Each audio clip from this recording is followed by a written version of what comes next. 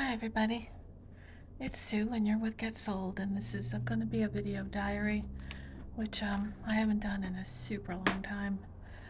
I've basically told you how things have been going since I got back in April, and it's basically like parts of my brain shutting down because it's trying to accomplish other things, and so I have not been able to make the videos I wanted to. It just wasn't there. It's almost like when you're trying to get a computer to do something doesn't have the memory to do because it's trying to process too much information. So I'm trying to process, phase 2 of Get Sold and making sense of the information that gets channeled into me or illustrated to me. But at the same time, I finally realized that sometimes it's okay to ask for help, but I would never do that because I knew when I was young that I was going to take a role of healer teacher later on in life. And I'm very stubborn. Being a Taurus, I'm like super stubborn. So I've been trying to tackle all of these life issues on my own. And maybe I pushed away therapists, maybe I pushed away people because maybe I didn't think they'd get to the core. Maybe I was afraid to let them get to the core. When you've gone through severe trauma, you protect that. And I know all these things, but like I keep saying, the human side needed the attention, the love, the TLC needed somebody there.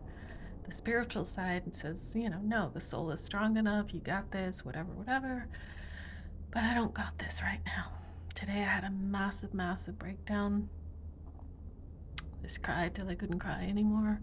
I finally got to the point where I'm asking for help with my brain because recently I discovered that I actually had some Vyvanse left.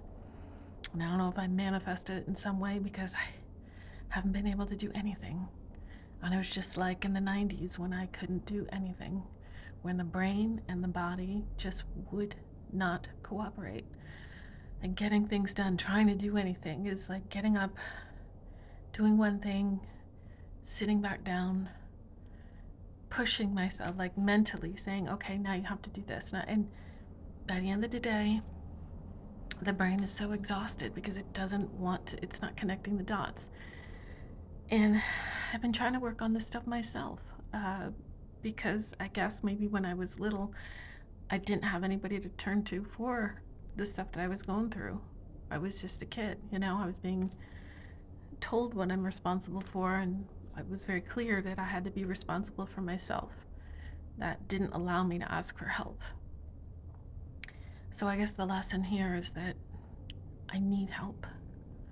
I need help with my brain. And if it is the way it is, and I must take some type of a big pharma med like the Vyvanse, which seems to connect the two, even mood-wise. So what I did the other day was I reluctantly took one of the pills, but it was amazing. I felt powerful.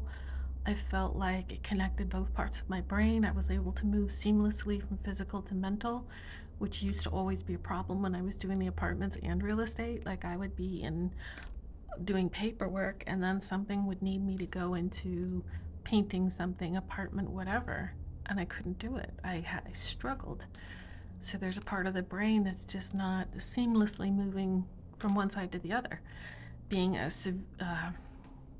massively creative person, I'm finally realizing it's like all right brain, and the rest of the executive functions or whatever just aren't working. So when I took that Vyvanse, which I always said I'll find any other way necessary for 6 years. I've been trying herbs, I've been trying this, that, and the other thing, and today, and last week or so, I finally came to the conclusion that maybe this is how my soul wanted it in order to learn other things. To put pride aside, to realize that I am human too. That there's a whole aspect of being human that maybe I overlooked a little bit, or at least thought that I do believe we have the power to heal anything inside. But if your soul said, look, that can't come yet, then it's a futile battle. You get illnesses, you heal illnesses, all to learn something, all to learn the power within, but to feel while you're going through it, to feel what the issue is. Maybe you're balancing karma. Maybe you need to feel something. It's always bigger than us.